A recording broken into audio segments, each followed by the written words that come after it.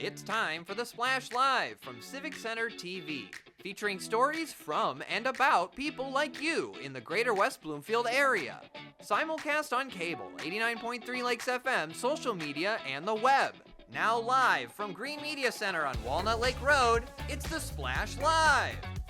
Live, local, social, it's the Splash Live on Civic Center TV and 89.3 Lakes FM. I'm Tyler Keefe, joined as always by Kevin McIntosh. Kevin, happy to be back with you as we start off another fun week here in Greater West Bloomfield. Happy to be here, Tyler, per usual, man. Just waking up, being able to watch and listen to the Splash Live just lets me know we are winning today. I'm feeling good. What are we talking about, Tyler? Let's get to it. Yeah, we've had a lot going on in the Greater West Bloomfield area. It's been a busy weekend and a fun weekend in our community, especially out in the Tri-Cities. Keego Harbor kicked off the weekend with the best fun of all, coming together as a community. Peyton Skyver from our team has the story. There's lots of food, music, and fun here at Rose Sorter Park as this month's Keego Harbor Block Party is underway. With live music, a food truck, and local artists showcasing their work, this event is definitely popular with residents. However, it is not the attractions that bring the people here. It is the quality time that they are able to spend with their family, friends, and their neighbors, allowing them to truly experience the small town feel of Keego Harbor. You know, when you live in a lake community, it's like that's your whole family. The lake community is so different from any other neighborhood, and that's what makes Keego Harbor so great. We have Cass Lake and we have Sylvan Lake all in Keego Harbor. We have the greatest group of people. This is a great way for the community to get together, and neighbors that you don't see all year. Everybody's busy, they're on the lake, they have kids, they have school. This is kind of the summer event that we look forward to every third Friday of the month. No, it's a great event for just coming out, getting something to eat, listening to a great band. This band is fantastic, so great win-win for the city of Keego today. We have the smallest community. We're a half a mile square city, and it's just so small, and it's fun to have kind of a play on words with a block party and just having our community together, be with one another, play some games, check out our local artists and crafters. We got the food truck and the band. It's just nice to be together. My friend that is setting up next to me, we were just talking about, you know, we used to do shows a lot years ago, and what did we miss about it?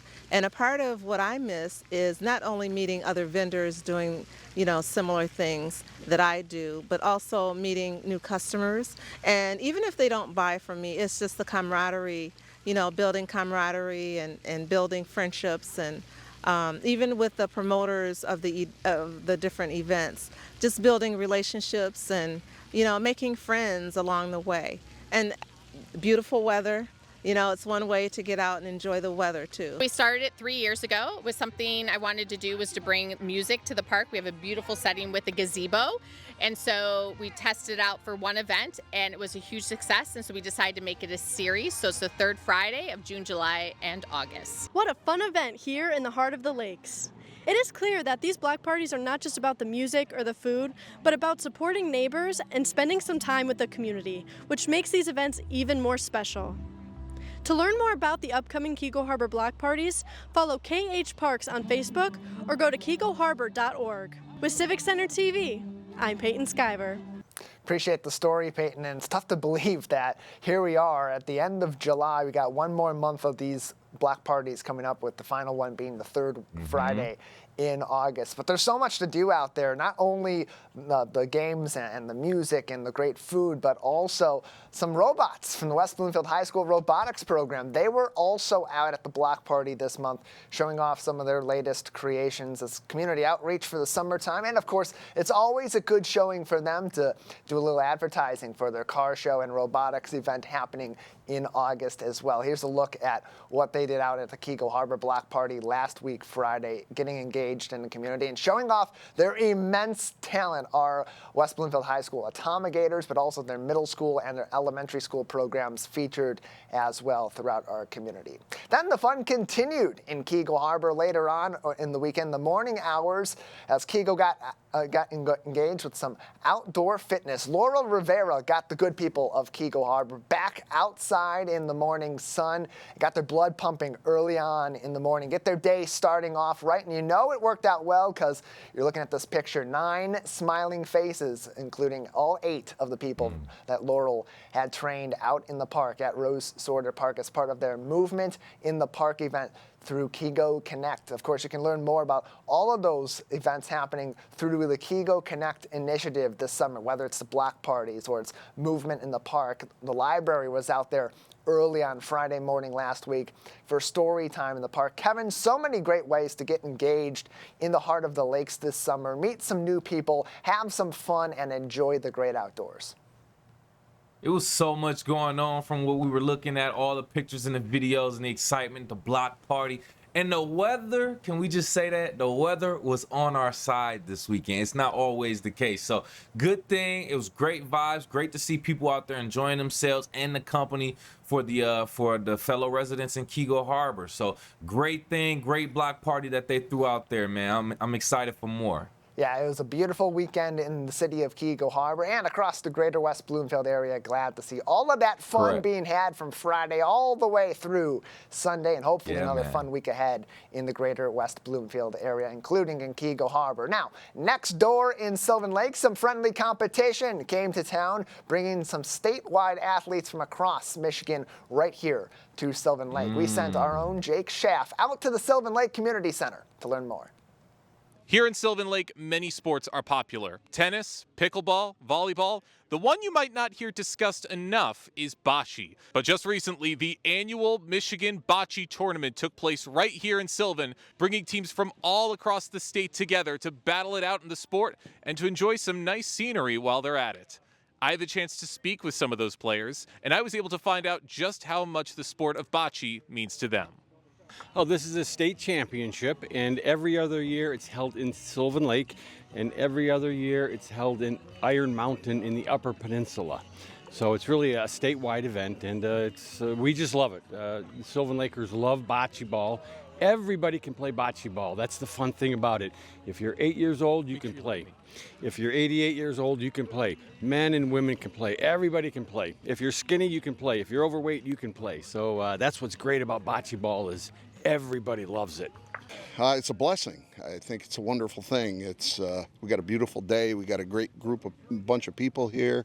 It's a state championship. Everybody's competitive, fiercely competitive, but very, very friendly. It's couldn't be more perfect. This is our 26th year, and we started 28 years ago. We lost 2 years due to COVID, and for the first 17 years, it was in Lower Michigan, the first year being at Perino's Frozen Foods in Lincoln Park. Then we moved it here to Sylvan Lake, where it ran for 16 years straight. Then we started to divide the tournament every other year between Iron Mountain, Michigan, and Sylvan Lake. Everybody in the state of Michigan, all the Italian-American clubs, and any place I know where they play bocce in Michigan, I'll send them an invitation. Talk about what it's been like to win the tournament and what it's been like to come back and defend your title. Yeah, it's pretty neat. We're the first UP team to ever win this tournament.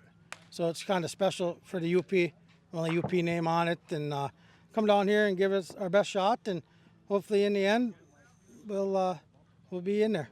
Well, I hope to take away just, good sportsmanship, fellowship, and a good time. What would you say, out of everything with bocce, is your favorite part about the sport? The camaraderie. It's really all about getting together with friends, and I've got a couple friends that really get on my nerves because they're a little bit better than me. But yeah, I put up with it, and I do my best. So it's really the camaraderie. We've really got a great group of men and women down here. There's nothing better than being able to go out with one of your buddies that you might go watch a game and have a beer with and say, oh, I just, kicked your butt at some bocce, bragging rights, all those things. It's just fun. It's great. I'm 66 years I've been in Sylvan Lake. I'm 66 years old. Every year gets better. I just get more and more proud of my community for doing stuff like this. Camaraderie absolutely is key, especially when it's stretched all across the state of Michigan. It's great to see everybody out here today enjoying a very underrated sport like bocce, and I have a feeling a lot of them will be taking the trip to the Upper Peninsula next year to battle it out in the Bocce Championship of 2025. For Civic Center TV, I'm Jake Schaff. What a great event out there in Sylvan Lake, bringing people in from all over the state. Iron River resident we heard from in that story, Kevin, and we heard from Gino Santia late last week about this great tradition here in the greater West Bloomfield area, a tournament that began in Sylvan Lake that brought bocce lovers across the entire state of Michigan together every single year. And every other year we see this right here in the prettiest little city in the state of Michigan, and nothing but smiling faces and people having a really good time out there at the community center.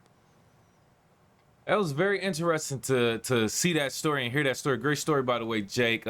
16 years in Sylvan Lake, then it goes up to Iron Mountain in the UP, and then it's kind of alternating from there. I love that. I love that they are actually opening up to people who are playing bocce ball all across Michigan in our region and inviting them to come also. People very enthusiastic about the sport as well. So it makes it very, very interesting and helps draw a crowd also. So very intriguing, to say the least, Tyler, I will say. Yeah, definitely. You wouldn't think that a smaller town in Oakland County in the Metro Detroit area would be able to form that connection with a smaller community up north, way up north in the state of Michigan. Then not only to do that, but connect communities all in between every single summer for a tournament around a game that isn't necessarily uncommon, but isn't exactly the most popular game in the world either nowadays. It's such an interesting story from Jake, and we appreciate that report. Kevin, from building bonds across the state to building bonds across the world, that's what's been going on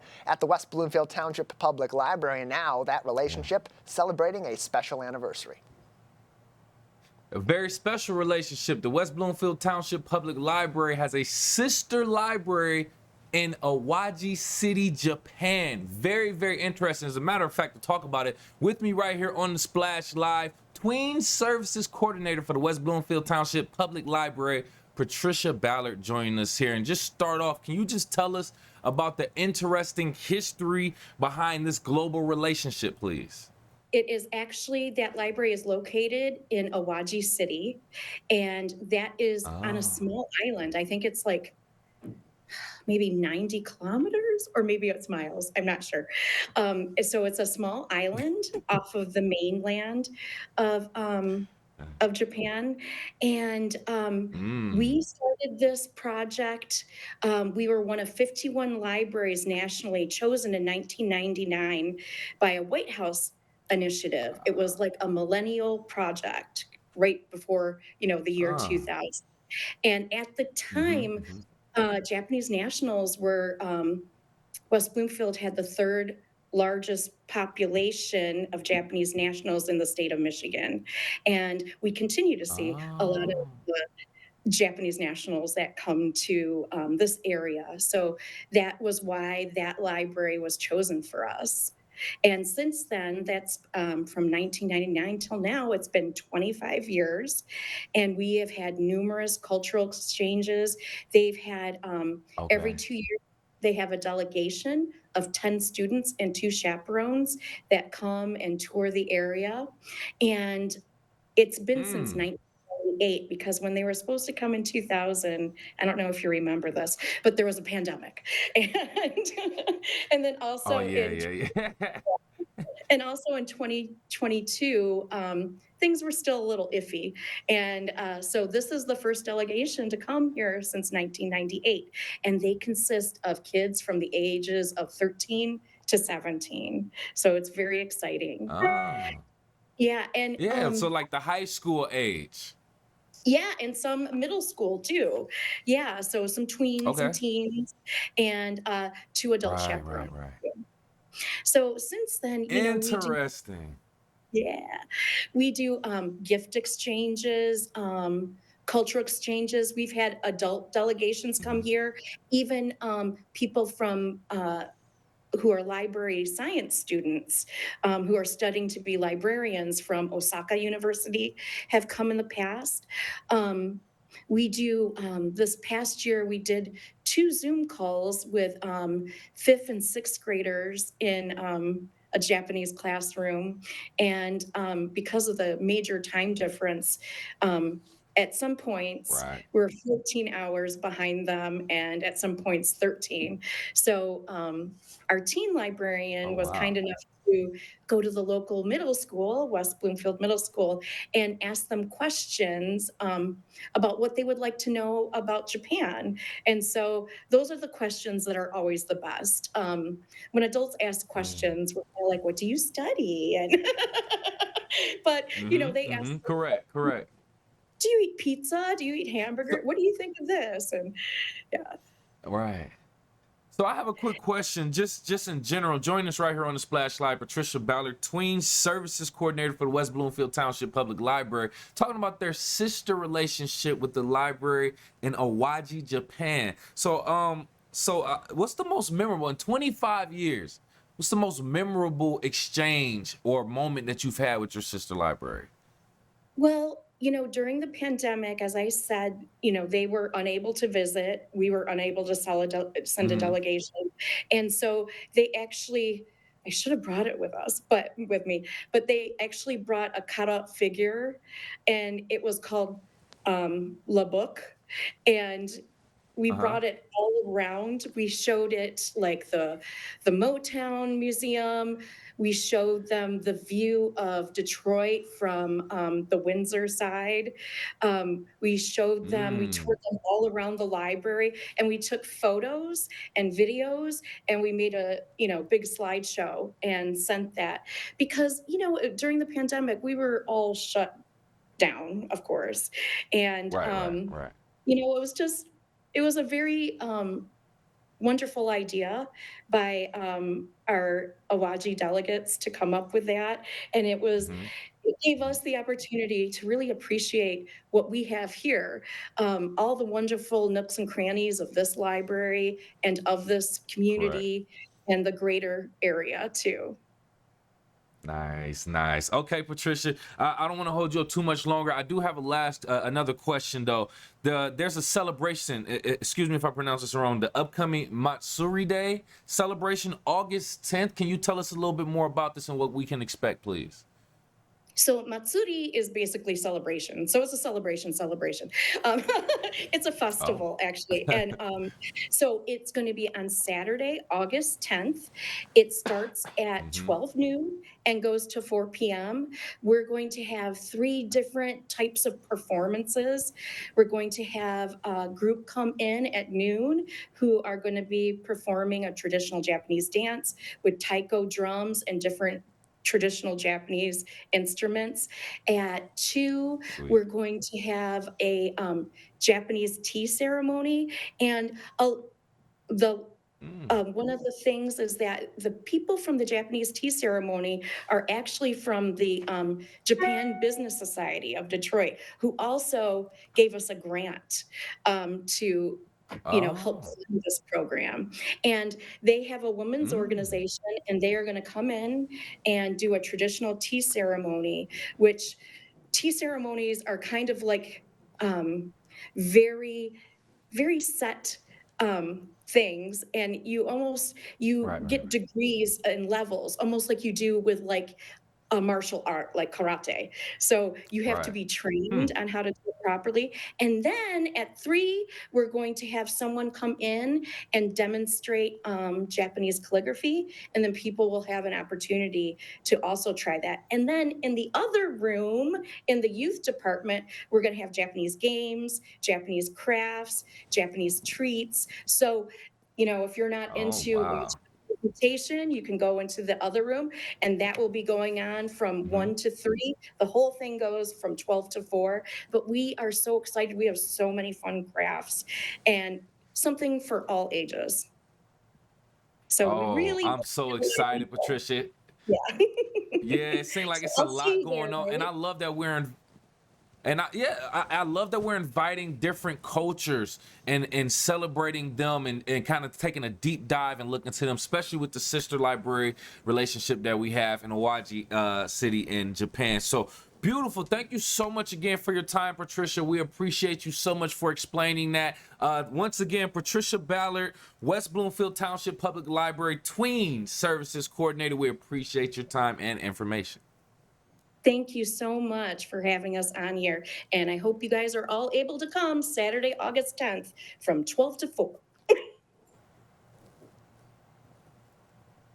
Very interesting to see that right here in our own community. West Bloomfield Township Public Library has its own sister, international sister, I should say, all the way in Awaji City, Japan. And they are celebrating with their Matsuri Day or Festival Day, which will be Saturday, August 10th. A great time for people to come out and learn a little bit more about the Japanese culture also, Tyler. Yeah, it's going to be a really interesting few weeks here in Greater West Bloomfield. Big events coming up to help celebrate that anniversary. Not only is it profound, Kevin, because it's our library right next door to our studio here at Civic Center TV in the Town Hall complex in West Bloomfield, but it's also celebrating a 25-year anniversary with another library across the world, looking back at the history of that relationship between these two libraries and celebrating cultures in and outside of the Greater West Bloomfield community. Makes that a really cool relationship and a cool story from our friends at the West Bloomfield Township Public Library. As Patricia said, and as we mentioned last week when we brought this up as well, they're going to be posting all throughout the month on their Facebook, on their Instagram, and other social media pictures and memories of people that have visited them from the Awaji City Library and also from their relationship with this library over these past 25 years. Facebook.com/WestBloom, LIB, for even more information and to see all those pictures. It's the same handle as well on their Instagram page. Here in the Greater West Bloomfield area, all four of our communities are covered by the West Bloomfield Township Fire Department. Of course, West Bloomfield is covered by the fire department through the township, but the Tri-Cities are also covered through the Tri-City Fire Board, a partnership between Keego Harbor, Sylvan Lake, Orchard Lake Village, and the Charter Township of West Bloomfield. This time of the year, a lot of training undergoing as they get ready for a number of scenarios that may affect them today and into the future, including those that may bring up the question, what does the fire department do when a fire hydrant isn't available? Here to answer that question and give us some more insight is West Bloomfield Fire Department Training Captain Jeff Lekowski with us on the Splash Live. Captain Lekowski, thanks for being with us. Yeah, thanks for having us. We always enjoy being on the show with you guys. Yeah, happy to have you on to talk about this topic because fire hydrants play a key role in responses, of course, to fires in our community and in neighboring communities. And throughout the year, especially in the winter, we hear about the issues that our fire departments, not only in Greater West Bloomfield, but beyond have when those hydrants are blocked. This time of the year, how common is it that we see obstructions that may make your job more difficult responding to some of these fires? Yeah, it's a great question. So usually this time of year, it's more vegetation and things that kind of hide or hamper us being able to find the fire hydrant. As you mentioned, in the wintertime, a lot of times with plowing or just a lot of snow, it can make it difficult for the firefighters to find the hydrant. With that said, it's, if you're out there and you do have a fire hydrant in your yard, if you could go out there, kind of clear out the vegetation, and then wintertime, just make sure that, you're shoveling around that hydrant. It makes our job a lot easier and, we're more effective if there is a fire out there. The other thing is we do have quite a few areas in the township that do not have fire hydrants. So this weekend we did some tanker training, which is really kind of a portable fire hydrant that allows us to still actively put out a fire if there's no hydrant in that area. And so when you bring these tankers in, how does that help to supplement a fire hydrant? Because that fire hydrant is connected to a water system, so you've got plentiful amounts of water to then tap into to respond. What does the tanker bring that maybe helps to offset the lack of a fire hydrant? That's a great question. So the tanker holds 3,000 gallons of water. Our fire trucks hold about 300 gallons of water, 300 to 500.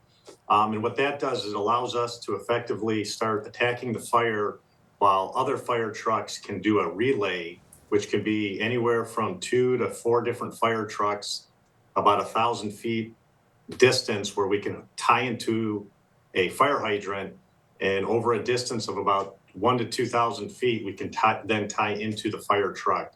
But that tanker right there with the 3,000 gallons gives us that time and the water needed to effectively put out a fire.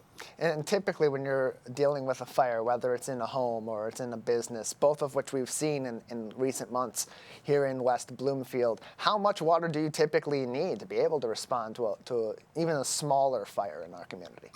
Yes, so like a normal, like a kitchen fire, or a fire that we call like room and contents, that's, you know, within a family room, a bedroom, we can usually do with the tank water that is in the fire truck itself. As that fire starts to grow, if we have a fully involved house fire, that's when you're talking hundreds, thousands of gallons of water to try to effectively put that out.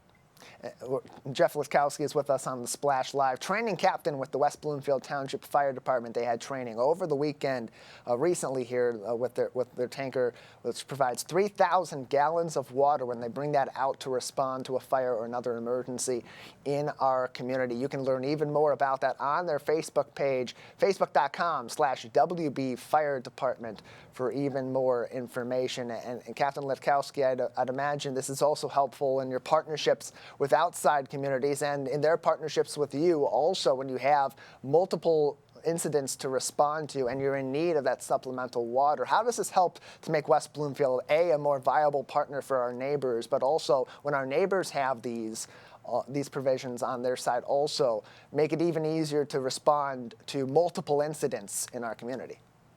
Yes, so a lot of our neighboring communities have the same issue as West Bloomfield, with whether it's areas without fire hydrants.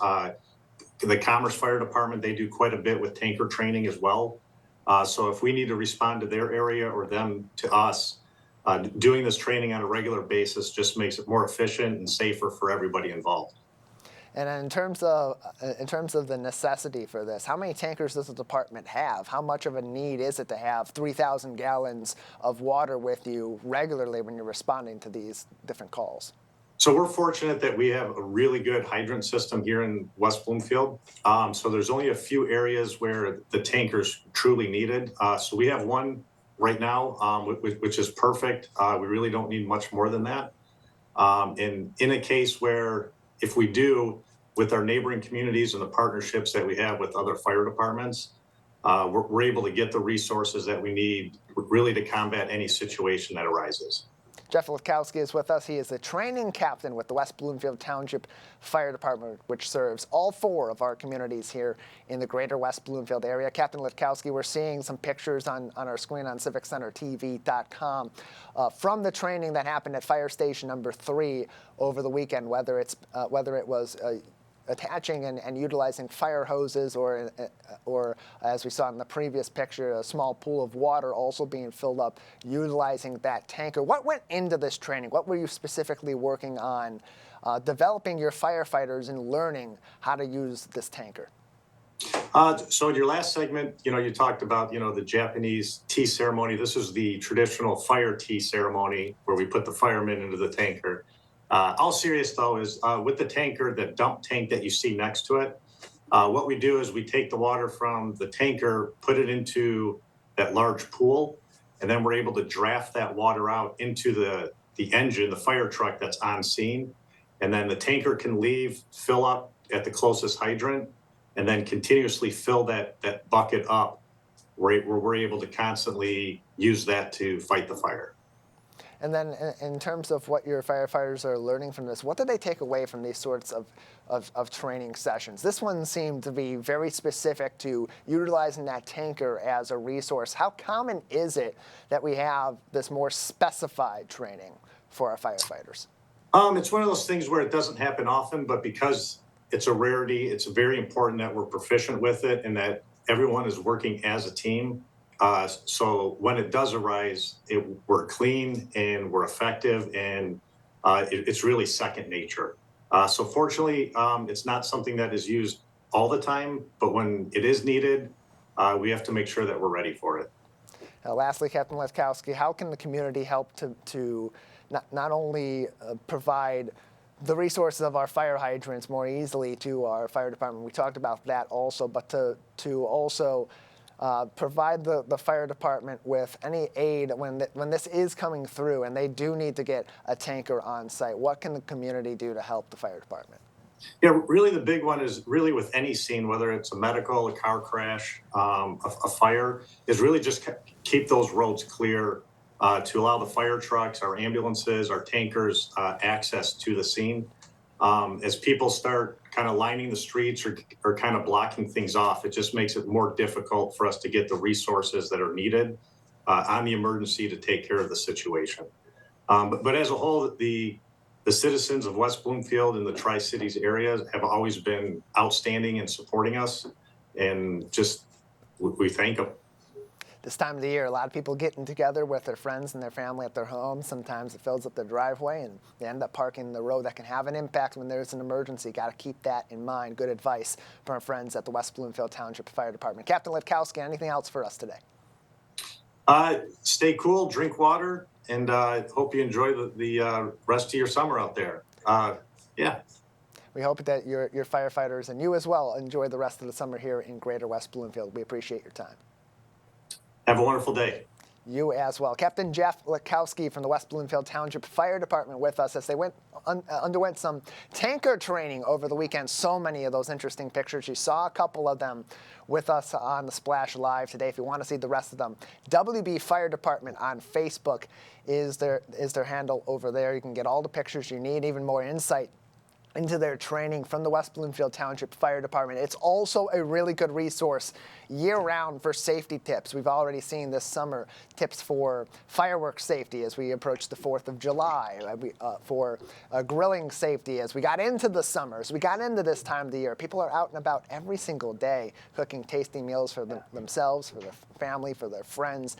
What do they need to know about that? All that advice and even more from our West Bloomfield Township Fire Department is always on their Facebook page. And Kevin, when it comes to safety, that not only applies to our homes and our businesses, but to development across the community. And that development in West Bloomfield is continuing to be sparked every single day with ongoing business across every corner of this township. If you are a homeowner in West Bloomfield or the greater West Bloomfield area and maybe looking to make some additions to your home, or if you just drive around West Bloomfield and you're seeing some new developments happen, this is the time to kind of get some questions answered. So with us right now on the Splash Live, Director of the West Bloomfield Township Building, Planning, and Development Services Department, we have Amy Neary joining us first and foremost. I appreciate you for joining us, Amy. And can you explain the process your department follows for reviewing and approving building construction plans and renovation, especially with this new Tesla dealership and the Apex apartments being built? Yes, hi, thank you for having me. So the township has, in my department, we pretty much manage the process from the beginning to where it is an idea and they come to us and ask a question all the way through construction. So the first part of the process for large projects like commercial or non-single family homes involves a site plan. Mm-hmm. So an applicant will come in and submit a site plan that will get reviewed by all the different departments, engineering, environmental, fire, planning and zoning for compliance with different codes and ordinances. From there, they will send that plan to the Planning Commission. The Planning Commission is the body that would review the plan for a large project like the Tesla dealership. Once that project is approved by the Planning Commission, then they will submit for permits through our department as well. So they will then submit their detailed construction drawings for engineering and building, which those plans will again be reviewed for compliance with all of our codes and ordinances and state construction codes and so forth before any permits will be issued. Once those permits are issued, they can commence construction on the project. And we will then, do inspections during that process to make sure that the project is in compliance with all those previous approvals. Okay, so it's a long process as we would expect. Yeah. I'm sorry, say that again? Yeah, you spoke on it. No, I was saying like there's obviously a long, lengthy process, and you're doing your due diligence, crossing T's, dotting I's, make sure that there's no hiccup, measure twice, cut once type of thing. And I'm glad that we're doing that. Since we are on that topic with a few of the commercial developments, do you have any updates to share with the community or the residents regarding that new Tesla dealership and or the Apex West Bloomfield that's currently being developed? Yeah, so both of those projects are very near completion. Tesla is looking to take occupancy in the next month or two. We just recently met with them last week to discuss kind of the final process for them to get in there and get their staff trained, get their IT equipment in, and what that process would look like. But they are both very close to the finish line. Same with Apex. Apex will be getting certificates of occupancy in phases for that building because it is so large, but they will likely within the next couple of months start moving tenants in as well. That's exciting. That's exciting to see things being developed and occupied and moving forward right here in our own West Bloomfield community. Right here with us on the Splash Live, we have Director of the West Bloomfield Township Building Planning and Development Services, Amy Neary. Now, moving from commercial to residential, right? Now, can we just talk about zoning and permits when we are building? First and foremost, just talk about the difference between a zoning permit and a building permit for single family homes. So for single family homes, a zoning permit is required for things that don't require a building permit. Those are simple projects like a fence, a shed. They are processed very similar to a building permit, but they're technically not a building permit.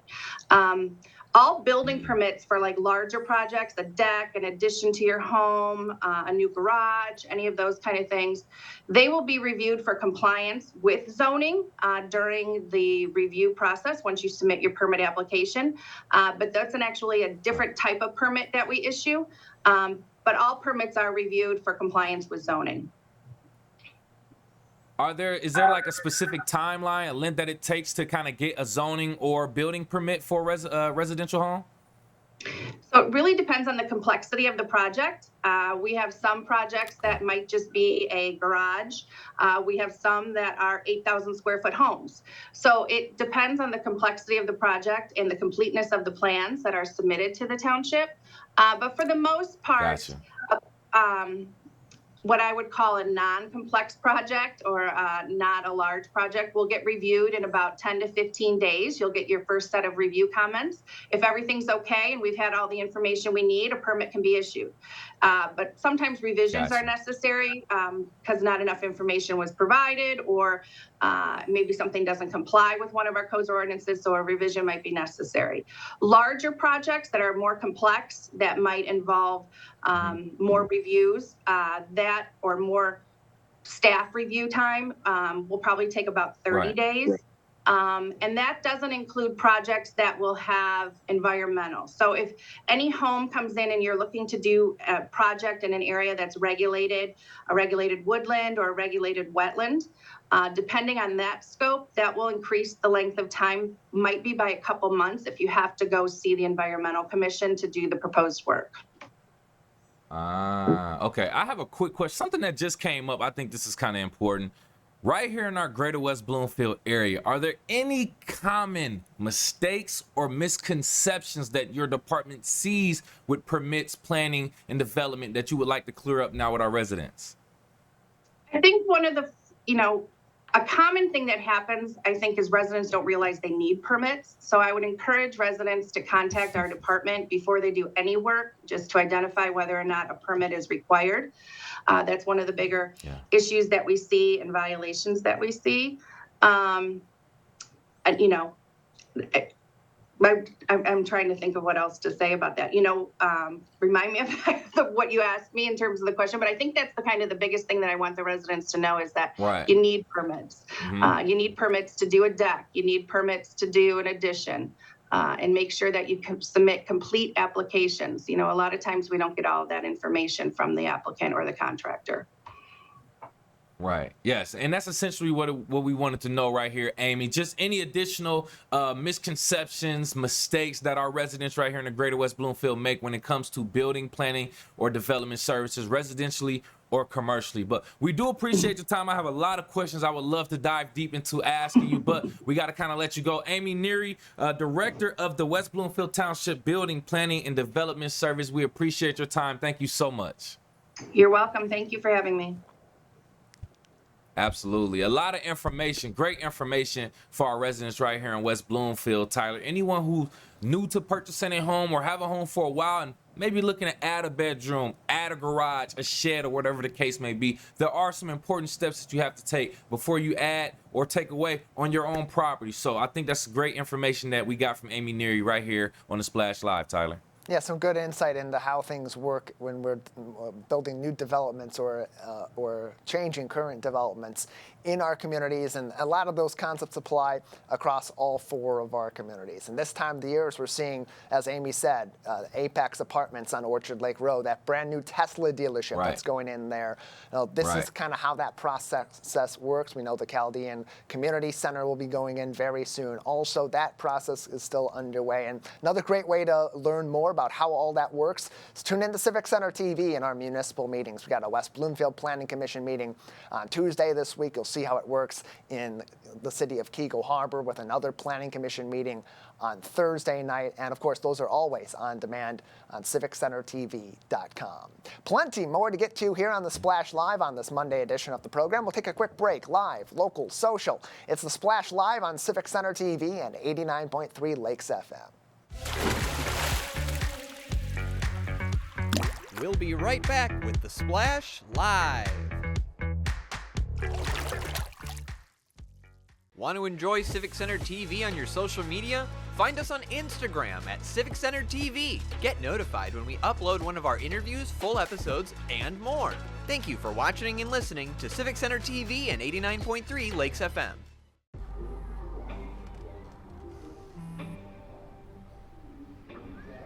I don't know why you're so sad. You've got a roof over your head. You gotta stop with that depression stuff. That's what white people think. You alright? It just feels like it's coming from everywhere. Do you want to talk about it? You can talk to me if you're feeling sad. Whenever you need to talk, I'm here, okay?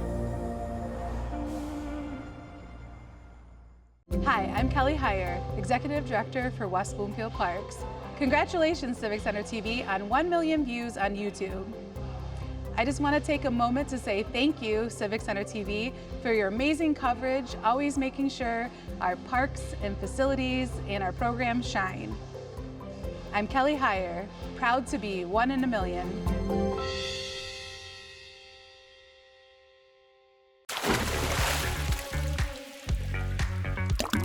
And now, back to the Splash Live.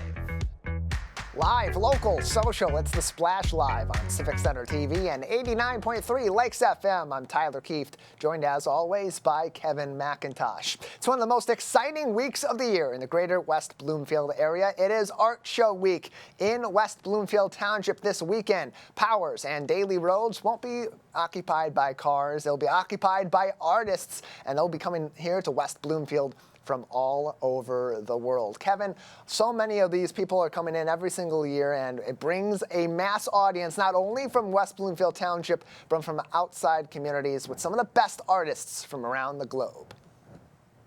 You said it, Tyler. The Orchard Lake Fine Art Show scheduled to return for its 21st year this summer. It's going to be Saturday, July 27th and Sunday, July 28th. A lot going on. Artists from around the world and right here in our own backyard showcasing their work. And with us right here on the Splash Live is an artist from that show, a glass artist from Lofton Art Glass. We have Scott Bayless right here on the Splash. Thank you so much for joining us, Scott. And just tell us, what got you interested in wanting to become involved in the Orchard Lake Fine Arts Show? Well, Patty had approached me at another show that I was doing. She saw the work that myself and the other guys in the studio did, and she believed it was kind of quality that she was looking for in her show. So we applied and got in, and I've been doing it ever since. That first show was in 2007 that I did. Woo! Wow. Okay. So we're going on, what 17 years or something like that? Something very crazy. Yeah. Just under 20 years. How has the show evolved over those years? Talk about it. Unfortunately, I rarely get out of my booth beyond seeing the few people around me, and the quality's always been consistent. It's always been a good show for me and for most of the people that I've talked to. That's interesting. With that being said, join us right here on the Splash Live, by the way, glass artist from Lofton Art Glass, Scott Bayless, talking about the Orchard Lake Fine Arts Show, Saturday, July 27th and Sunday, July 28th. Since from your perspective, since you say you're constantly just in the booth and you're pretty much just minding and tending to your own art, what motivates you to come back every year? If you're pretty much seeing and doing the same thing, what's your motivation to just keep coming? Well, the show's always done very well for me, and I do most of my sales through galleries all across the country. So this is one of the few chances I have to actually get out and meet the people who are purchasing the work for themselves rather than trying to resell it. I enjoy meeting people that like my work enough to actually spend their own money on it. Oh yeah, you gotta appreciate that, right? Taking something from an abstract thought and turning it into something tangible that other people can see and appreciate it. It's a fulfilling. Trust me, I get it, and I understand. So, what kind of art should we be expecting from you at the Orchard Lake Fine Arts Show this year? Well, the Calla Lily designs that I'm seeing up on screen there, those are kind of my signature pieces. I do three-dimensional floral designs in glass. So pieces where, if you could actually pull the colored glass out of it, you'd have a three-dimensional flower. But everything you see there is just different colors of glass. It's all worked while it's hot. My working temperature is up around 2100 degrees. And so I'm taking molten glass from the furnace, putting in bits of color for the flowers or the leaves, and using a metal pick, I pull it around into the shapes I want. And so it's kind of like I'm sculpting within the solid or the soft ball of glass. But that's pretty representative. Do you have some with you? Is that what I'm looking at right next to you? Yeah, I've got, this is my orchid design that I've been doing for 20-some years now. And then I have a hibiscus piece here. But as you can see, as I move, the pieces have a lot of dimension to them. And it's a solid ball of glass. It's just some of it's colored, some of it isn't. That is so nice. Do you do any special requests if people ask for certain things to be made inside, or do you do that by any chance? Any custom pieces for people? I am open to suggestions, but I try and be realistic about, my capabilities. I believe I'm very good at what I do. Some things are just kind of beyond my scope. Absolutely. And I understand that. Yeah, I completely understand that. So can you just talk about how you feel the city of Orchard Lake serves as an important part of inspiration for your work? I like the town. Pretty much the only time I'm there though is for the shows. It's a beautiful area. The first shows I did were up closer to the lake. But as with not getting out of my booth much during a show, I also don't get to see a whole lot of the surrounding area over the weekend. Yeah, completely understand. But overall, still great energy, great vibe. The residents bringing great energy and support as well. I completely understand that. Well, before we get you up out of here, Scott, just tell the people the last information about the Orchard Lake Fine Arts Show. And for someone watching or listening right now, why should they attend the show July 27, 28? It's a well-run show. The artwork there is all top-notch. It's not, cheap, crafty type things. You're going to see top-quality artwork. And, I believe everything is very well run there. Yes, and a great time for us to come out and support our local artists and artists from all across the world. Right here, joining us on the Splash Live, glass artist for Lofton Art Glass, Scott Bayless. Thank you so much for your time. We appreciate you again.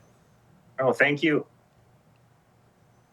Yes, absolutely. We're looking at the Orchard Lake Fine Arts Show. That'll be Saturday, July 27th, 10 a.m. to 6 p.m. And then Sunday, July 28th, 10 a.m. to 5 p.m. Free parking in the first half, or the last back half, I should say, of the parking lot behind the West Bloomfield Medical Center. A lot of great information, great artists that'll be out there, Tyler. And for more, go to hotworks.org or visit them on Facebook. Hotworks Art Shows on Facebook as well, Tyler. Yeah, and stay tuned to Civic Center TV and to our social media on Facebook at Civic Center TV 15. Of course. And on YouTube at Civic Center TV, also our handle on Instagram for even more coverage of the Orchard Lake Fine Art Show this weekend, and as we get into our Monday edition of The Splash next week as well. Again, July 27th and 28th, that's Saturday, 10 a.m. to 6 p.m.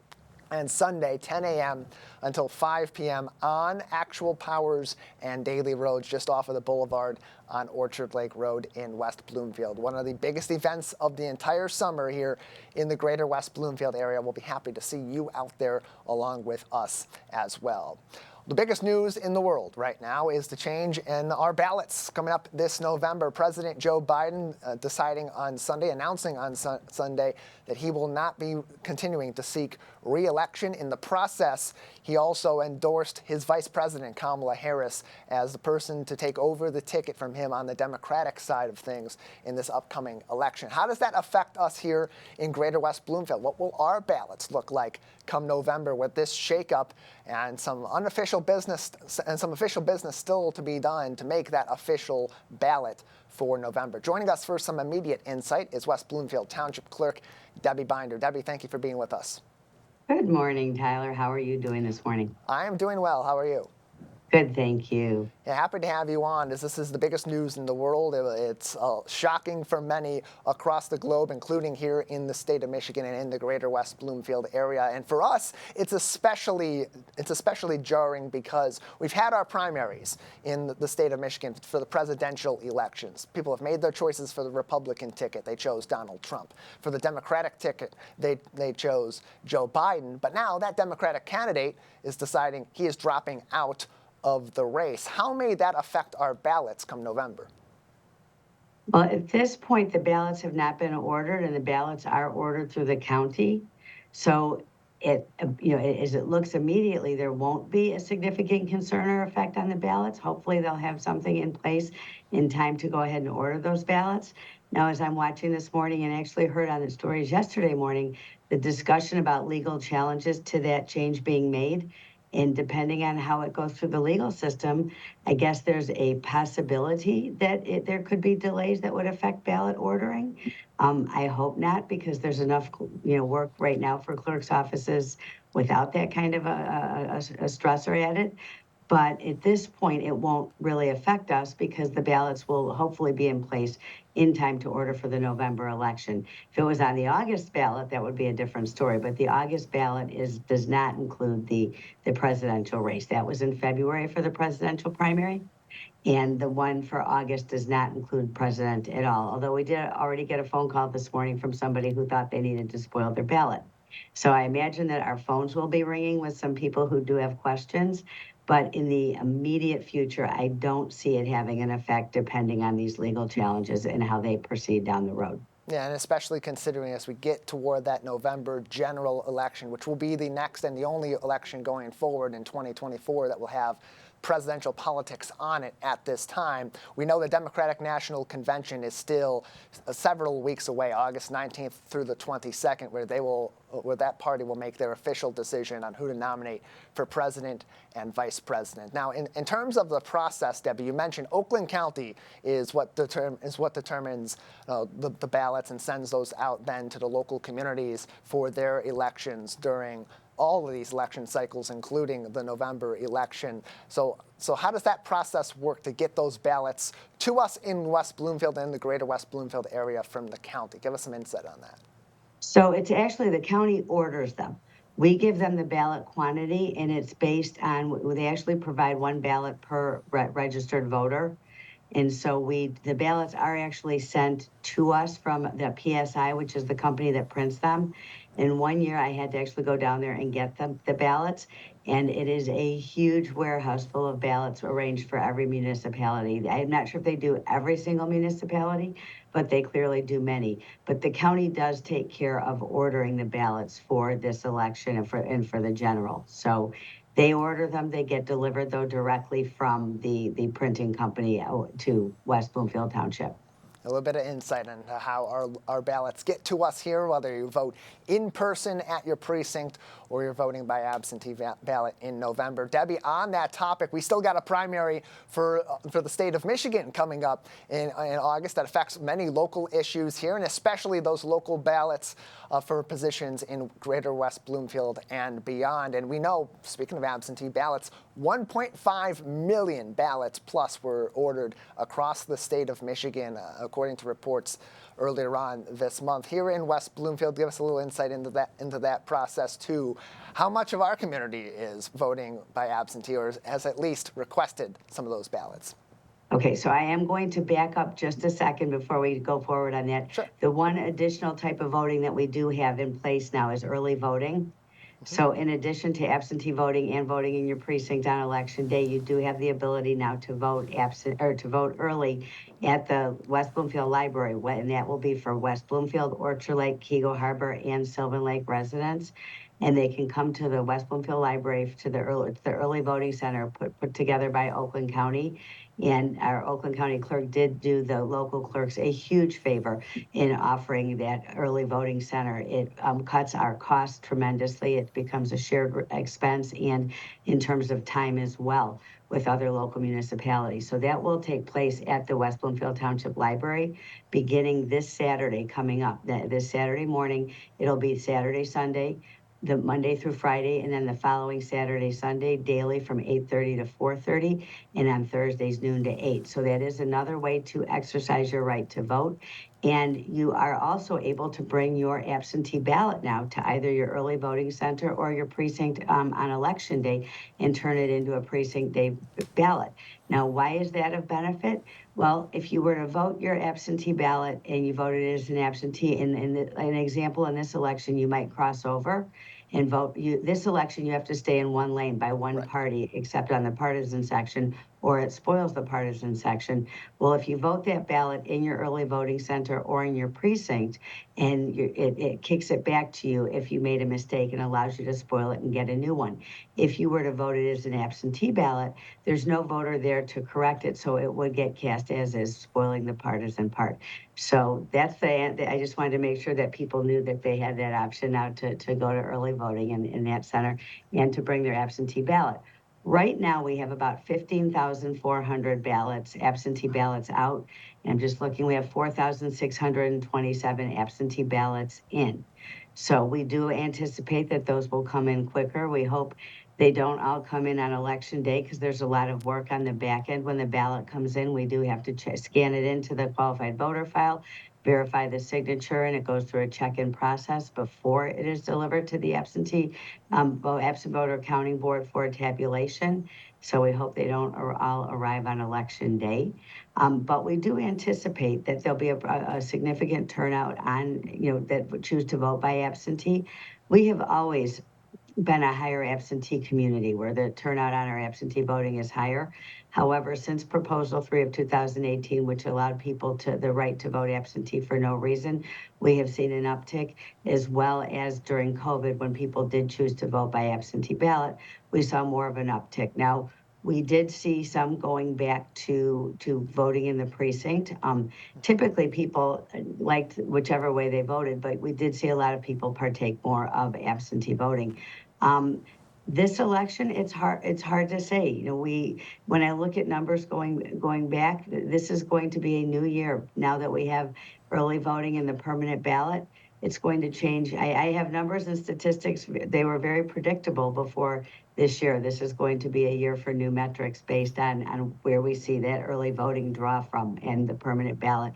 Is it going to draw from our precinct voter? Is it going to draw from our absentee voter? We just don't know yet.